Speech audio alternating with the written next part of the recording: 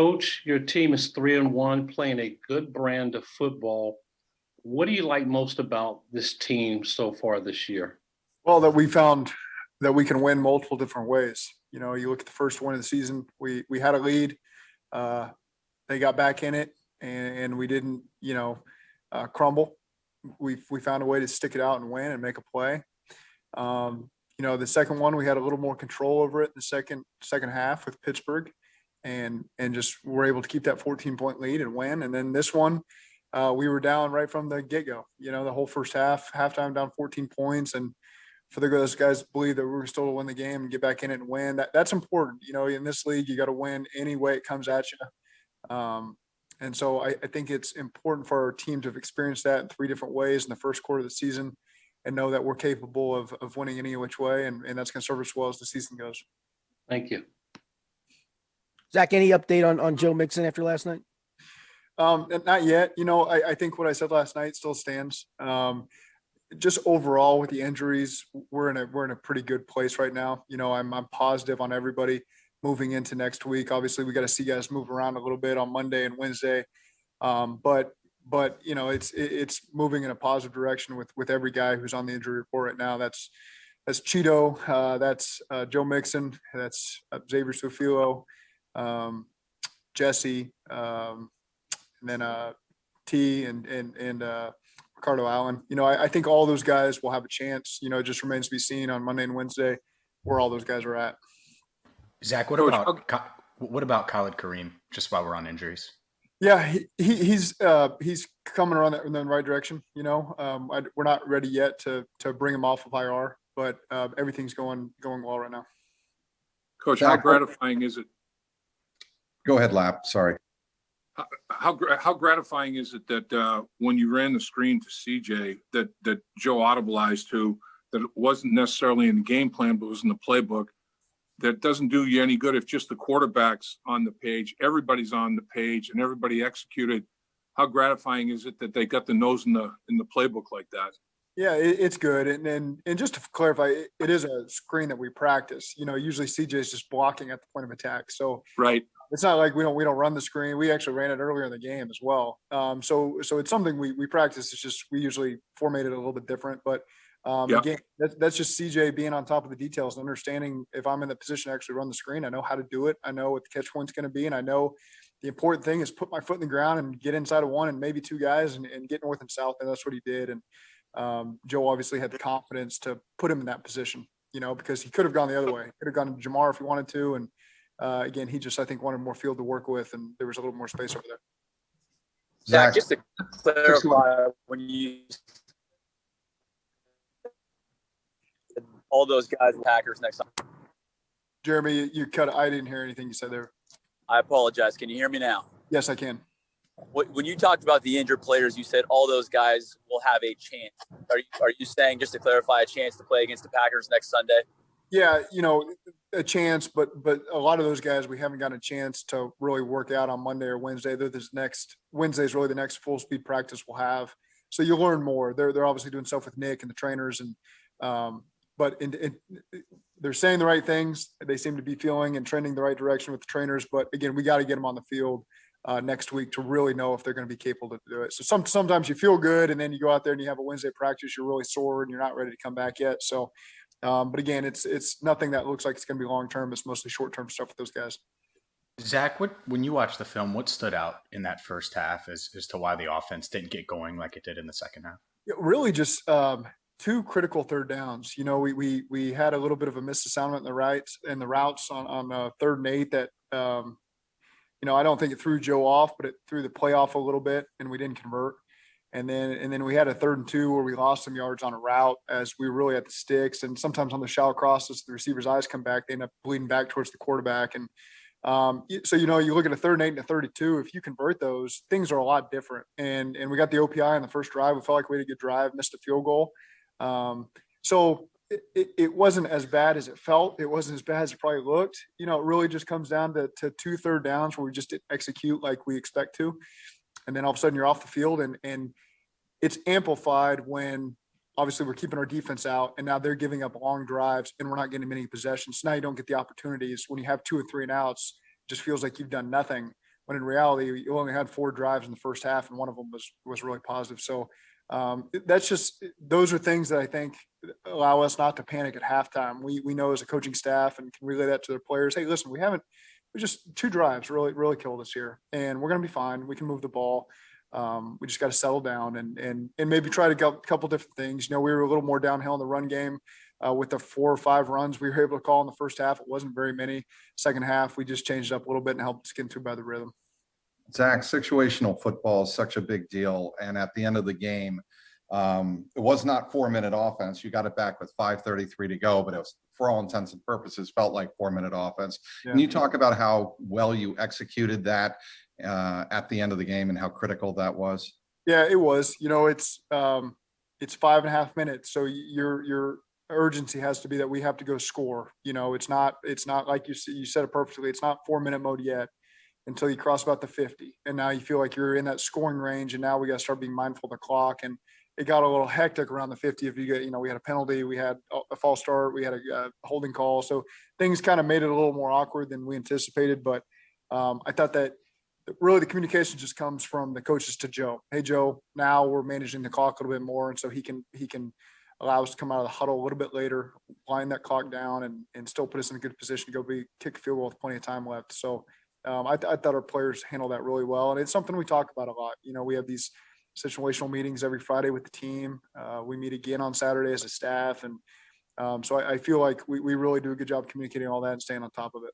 Zach, do you have a spot for McPherson in your mind?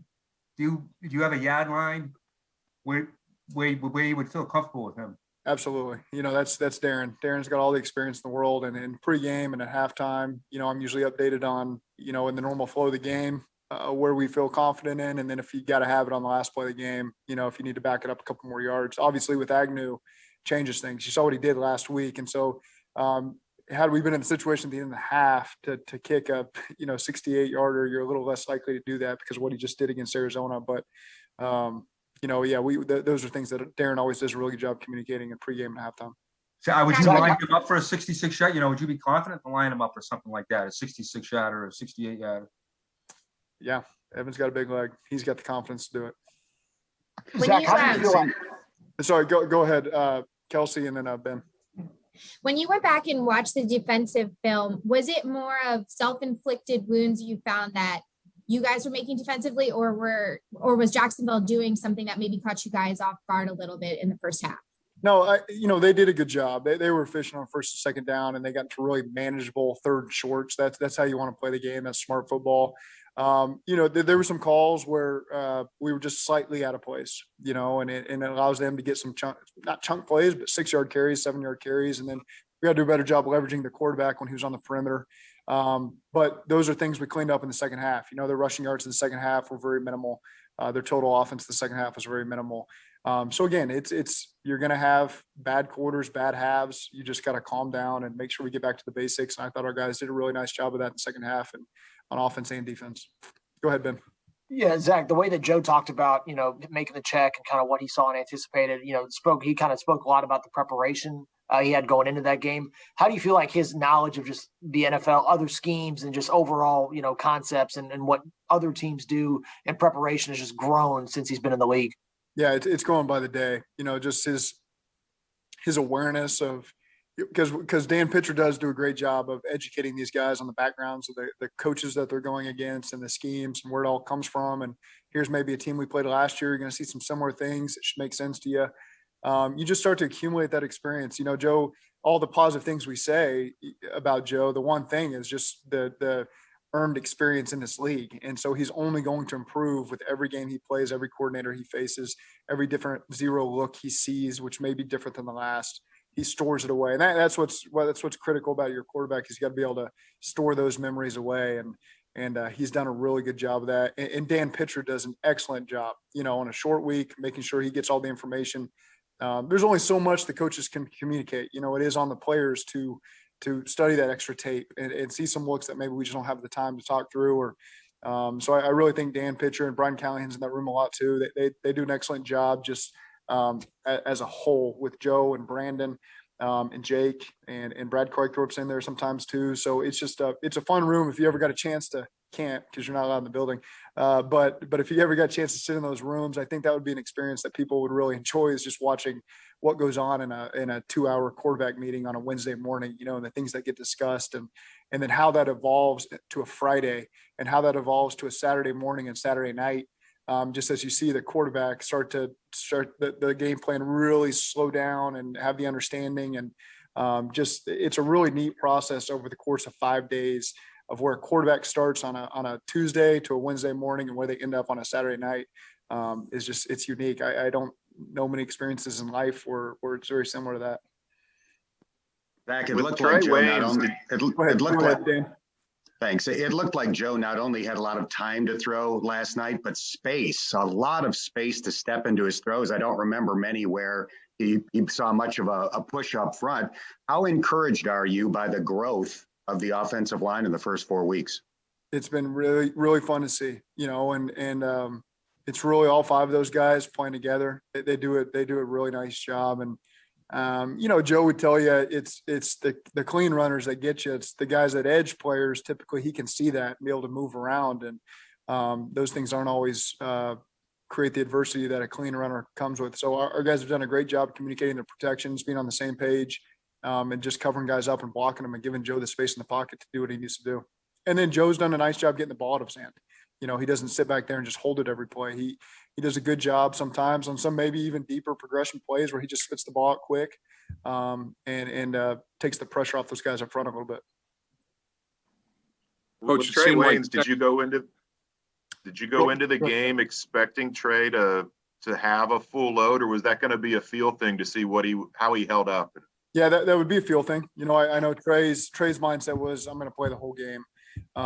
Fortunately, it wasn't an 85 play game because just, again, a guy who hasn't really gone through that in a long time, that's not easy. So fortunate that the play count was what it was. Trey managed it well. He's only going to improve every single game as he gets out there and gets more comfortable. And so that's a step in the right direction for us in the secondary. Go ahead. Coach, second down in the first half seemed to be a problem. Second down in the second half seemed to be a major strength. I mean, you got some big plays on second down, and it makes third down life a lot easier. What did you change anything on second down? Did you just find yourself in different situations on second down? Yeah, we had a ball batted on a second down. They pressured us into a run look on a second medium there that got us in the first half, and then we had our lone sack of the game was on a 1st and 10 that put us in a second long. So. Right.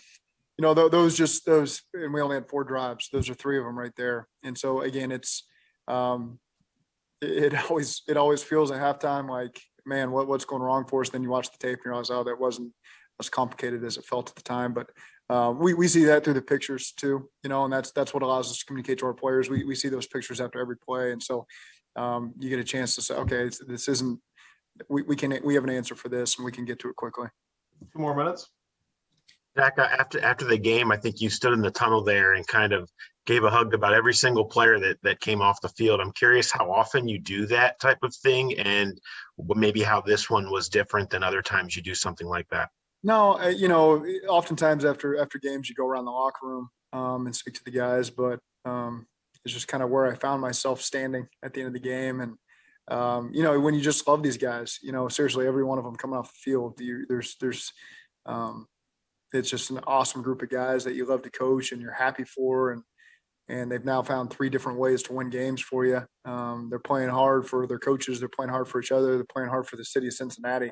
It's just really cool to see. And again, we just got to continue to get better, raise our standard. It only gets harder from here. It doesn't get any easier. We all know that it's going to get harder as we move forward. And it's hard to stay consistent and keep working and not just say, oh, we're a good team, we're 3-1. It's not the way it works. I've seen plenty of 3-1 teams not handle success the right way, early success the right way. And there's a lot of lessons to be learned from other teams that have been in this position throughout the last couple of years that we can draw on. And I'm encouraged that we have the right leadership that's going to keep raising the standard and keep pushing us in the right direction. When you've said that they're connected, when you've said a lot how connected they are, yeah. This team is so connected. Why do you think that is? Why do you think that has happened maybe so quickly early in this season? I think we've identified the right people that should be in the building. And that's through guys who have been drafted here before I got here. That's guys who we brought in free agency, and that's guys we've targeted in the draft. And you just feel like you got 69 of those guys right now, and it's fun to watch. It's fun to watch them. They love each other. They love playing for each other. They're not selfish. They don't need their own stats and their own accolades, their own game balls. You just watch when you give out the game balls after a game, the reaction of the team, and they're just so happy for the guys that get them, and just awesome to see.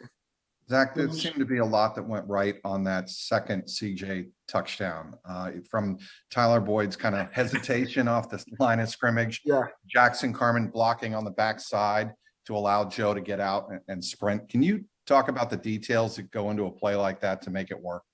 Yeah. It's a man beater. We identified man coverage, and so we get to a man beater. They tried to pass it off, and so they ended up double covering the guy that we were trying to target. Because they didn't maybe accurately communicate the pass off. One guy tried to pass it off and the other guy stuck with TB.